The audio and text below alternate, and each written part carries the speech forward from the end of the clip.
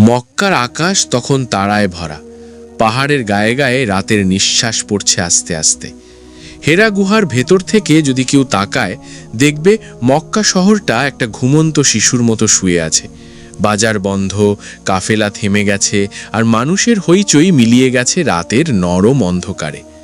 কিন্তু হেরা গুহার ভেতরে একজন মানুষ ঘুমাননি। তিনি বসে আছেন, চোখ দুটো কখনো মুদে আছে, কখনো খোলা। ভেতরে ভেতরে একটা তীব্র অস্থিরতা।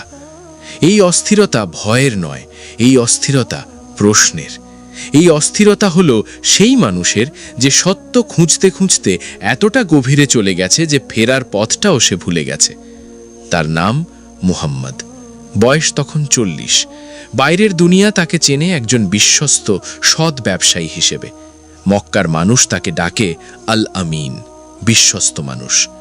কিন্তু তার ভেতরে যা চলছে সেটা কাউকে বলার নেই। একটা প্রশ্ন তাকে কুড়ে কুড়ে খাচ্ছে। এই পৃথিবীতে এত জুলুম কেন, এত মিথ্যা কেন? মানুষ মানুষকে কেন দাস বানিয়ে রাখে? কন্যা সন্তানকে কেন জীবন্ত পুঁতে ফেলে? কাবা ঘরের সামনে যে 300-র বেশি মূর্তি দাঁড়িয়ে আছে, সেগুলো কি সত্যিই কোনো উপকার করতে পারে? এই প্রশ্নগুলো নিয়ে তিনি একা একা হেরা গুহায় আসেন। রাতের পর রাত এখানে কাটান, ভাবেন, নীরব থাকেন, ধ্যানমগ্ন হন। রমজান মাস চলছে। রাতের বেলা এই গুহায় একটা অদ্ভুত নিস্তব্ধতা থাকে, যেন মহাবিশ্বটা নিজেই শ্বাস বন্ধ করে রেখেছে। পাহাড়ের পাথর, আকাশের তারা, মরুভূমির বালি সব কিছু যেন অপেক্ষা করছে কিছু একটার জন্য। আর তখনই সেই রাত এলো। সেই রাতটা অন্য রাতের মতো ছিল না। বাতাসে একটা অন্যরকম ভার ছিল।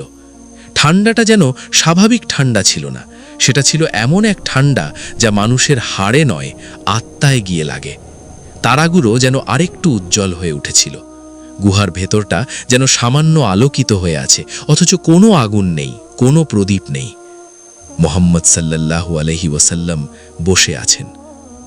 আর তারপর এলো সেই কণ্ঠস্বর, ইকরা। সেই মুহূর্তটার কথা ইতিহাস লিখে রেখেছে। মুহাম্মদ সাল্লাল্লাহু আলাইহি ওয়াসাল্লাম নিজে বলেছেন সেই রাতের কথা। তার প্রিয় স্ত্রী খাদিজা রাদিয়াল্লাহু আনহা শুনেছেন, তারপর সেই কথা ছড়িয়ে গেছে যুগের পর যুগ ধরে। জিব্রাইল আলাইহিসসালাম এসেছিলেন, মহাবিশ্বের সবচেয়ে শক্তিশালী ফেরেশতা, যার 600 পাখা আছে, প্রতিটা পাখা দিগন্ত ছুঁয়ে থাকে। তিনি এসেছিলেন সেই ছোট্ট গুহায়, এসেছিলেন মানবজাতির ইতিহাস বদলে দেওয়ার বার্তা নিয়ে। ইকরা, পড়ো। মুহাম্মদ সাল্লাল্লাহু আলাইহি ওয়াসাল্লাম বলেছিলেন, আমি পড়তে জানি না। তারপর জিব্রাইল তাকে জড়িয়ে ধরলেন, এতটাই শক্তভাবে যে মনে হলো প্রাণ বেরিয়ে যাবে। তারপর ছেড়ে দিলেন। আবার বললেন, ইকরা। আবার একই কথা, আমি পড়তে জানি না। আবার সেই বুকে চাপ, তারপর মুক্তি। তৃতীয়বার জিব্রাইল আলাইহিসসালাম বললেন, ইকরা বিসমি রাব্বিকাল্লাযী খালাক। পড়ো তোমার রবের নামে, যিনি সৃষ্টি করেছেন। আর সেই মুহূর্তে মুহাম্মদ সাল্লাল্লাহু আলাইহি ওয়াসাল্লামের কণ্ঠ থেকে বেরিয়ে এলো, পড়লেন। পড়তে না জানা মানুষটা পড়লেন, কারণ এটা ছিল জ্ঞানের প্রথম আলো, যা আল্লাহর পক্ষ থেকে সরাসরি নেমে এসেছে। এটাই ছিল সেই ঐতিহাসিক রাত, লাইলাতুল কাদার। কিন্তু তখনও মানুষ জানত না এই রাতের নাম কি। তখনও এই রাতের মহিমা নিয়ে কোনো সূরা নাজিল হয়নি। সেটা হবে পরে, অনেক পরে। যখন সাহাবীরা এই রাত খুঁজে খুঁজে হায়রান হয়ে যাবেন, তখন আল্লাহ নিজে বলবেন এই রাতের কথা, সূরা আল কাদারে। মদিনায় হিজরত হয়ে গেছে। ইসলাম এখন শুধু মক্কার কয়েকজন মানুষের বিশ্বাস নয়, এটা একটা জীবন্ত সমাজ। মসজিদে নববীতে সাহাবীরা বসেন, কথা বলেন, শেখেন। একদিন এক সাহাবী একটা গল্প বললেন। বনি ইসরাইলের মধ্যে একজন যোদ্ধা ছিলেন। তিনি 1000 মাস এক টানা আল্লাহর রাস্তায় জিহাদ করেছিলেন। বর্ম গায়ে, তলোয়ার হাতে, ময়দানে ময়দানে ঘুরেছিলেন। রাতে ইবাদত করেছিলেন, দিনে সংগ্রাম করেছিলেন। 1000 মাস মানে প্রায় 83 বছরের বেশি সময়। সাহাবীরা এই গল্প শুনে চুপ হয়ে গেলেন। মনে একটা ভারী অনুভূতি এলো। একজন বললেন, আমরা তো এত বছর পাবই না।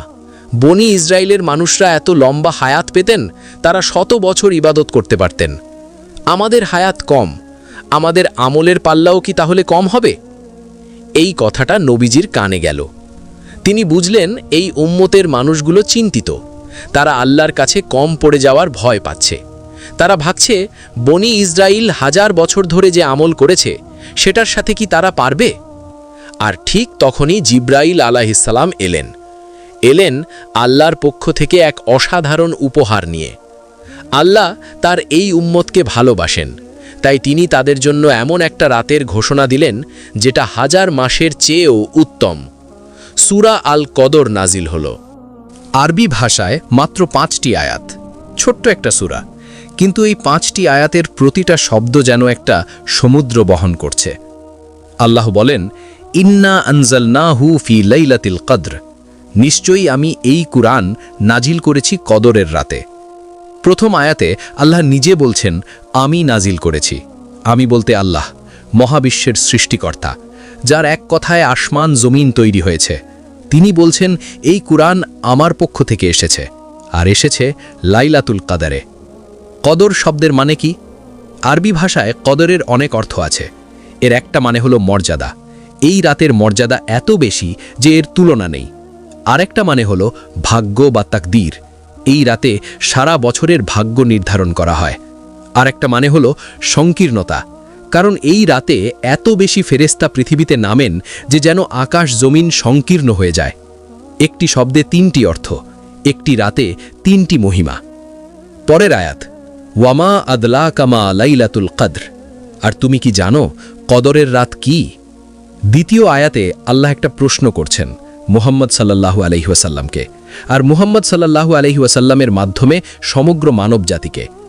এই প্রশ্নটা আরবি রেটরিকের একটা বিশেষ কৌশল। যখন কোনো বিষয়কে এতটাই মহান বলতে হয় যে সাধারণ ভাষায় প্রকাশ করা সম্ভব নয়, তখন এই ধরনের প্রশ্ন করা হয়। যেন বলা হচ্ছে, তুমি কি পারবে এর সীমা বুঝতে? না, পারবে না। তাহলে শোনো। এই প্রশ্নটা পড়ার পরেই পাঠকের মনে একটা উত্তেজনা তৈরি হয়। কি এই রাত? কতটা বড় এই রাত? লাইলাতুল কদরি খায়রুম মিন আলফি শাহর, কদরের রাত 1000 মাসের চেয়ে উত্তম। এই আয়াতটা নাজিল হওয়ার পর সাহাবীরা কাঁদলেন। 1000 মাস, 83 বছর 4 মাস, একটি মানুষের পুরো জীবন। এক টানা 1000 মাস যদি কেউ ইবাদত করেন, তাহলে যা হতো এই একটা রাতের ইবাদতে তার চেয়েও বেশি পাওয়া যায়। আর আল্লাহ বলছেন উত্তম, শুধু সমান নয়, উত্তম। অর্থাৎ এই একটা রাত কেবল 1000 মাসকে ছাড়িয়ে যায়। কেন? কারণ এই রাতে কুরআন নাজিল হয়েছে। কুরআন হলো আলো, কুরআন হলো পথ, কুরআন হলো সেই বই যা মানবজাতিকে অন্ধকার থেকে আলোয় নিয়ে আসে। আর এই আলোর মূল্য কি কোনো সংখ্যা দিয়ে মাপা যায়? তানাজ্জালুল মালাইকাতু ওয়ার রূহু ফিহা বিইذনি রাব্বিহিম মিন কুল্লি আমর। এই রাতে ফেরেশতারা এবং রূহ জিব্রাইল আলাইহিসসালাম তাদের রবের অনুমতিক্রমে প্রতিটি কাজের নির্দেশ নিয়ে অবতরণ করেন। এই আয়াতে একটা অবিশ্বাস্য দৃশ্যের কথা বলা হয়েছে। ভাবুন একবার, আকাশের দরজা খুলে যাচ্ছে, দলে দলে ফেরেশতা নেমে আসছেন, তাদের পাখার ঝাপটায় বাতাস কেঁপে উঠছে। তারা আসছেন আল্লাহর নির্দেশ নিয়ে, আসছেন রহমত নিয়ে, আসছেন প্রতিটি মানুষের জন্য ভাগ্যের ফায়সালা নিয়ে।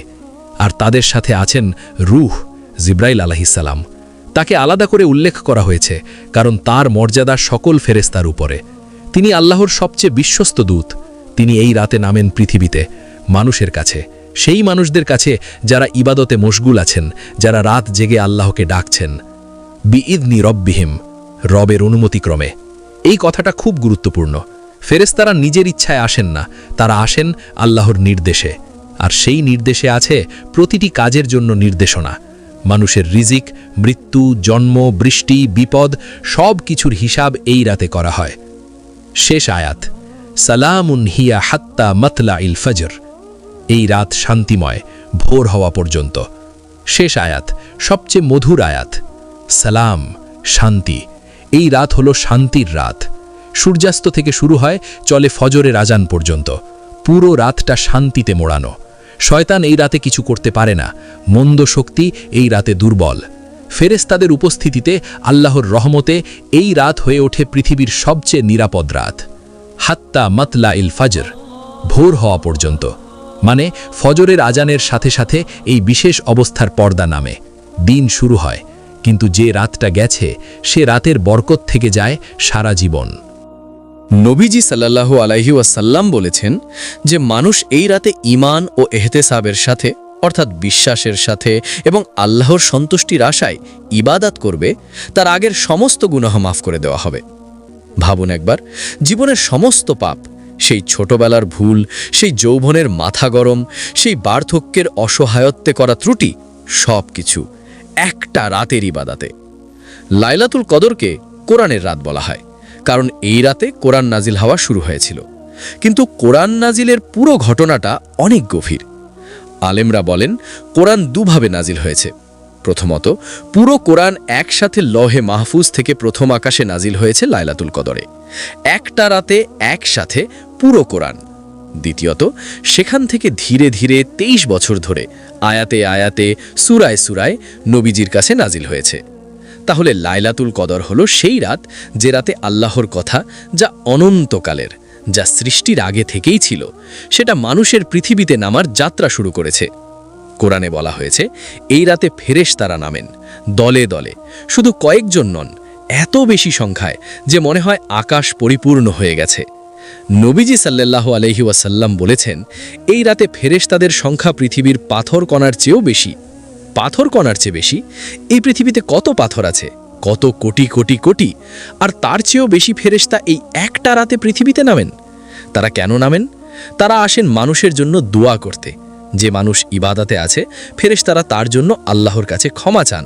তারা বলেন, ইয়া আল্লাহ, তোমার এই বান্দা তোমার দিকে ফিরে এসেছে, তাকে ক্ষমা করে দাও। লাইলাতুল কদরকে আরেকটি কারণে বিশেষ বলা হয়। এই রাতে আগামী বছরের ভাগ্য নির্ধারিত হয়। কোরআনের সূরা দুখানে বলা হয়েছে এই রাতে প্রতিটি বিজ্ঞানসম্মত বিষয়ের ফয়সালা করা হয়। আগামী বছর কার জন্ম হবে, কে মারা যাবে, কোথায় বৃষ্টি হবে, কোথায় খরা, কোন মানুষের রিজিক বাড়বে, কোন মানুষের কমবে, কোথায় যুদ্ধ হবে, কোথায় শান্তি আসবে, এই সব কিছুর ফয়সালা এই রাতে আল্লাহর পক্ষ থেকে ঘোষিত হয়। এটা কি তাহলে আমাদের দুয়ার কোনো কাজ নেই, সব তো ঠিক হয়ে যাচ্ছে? না, বরং উল্টো।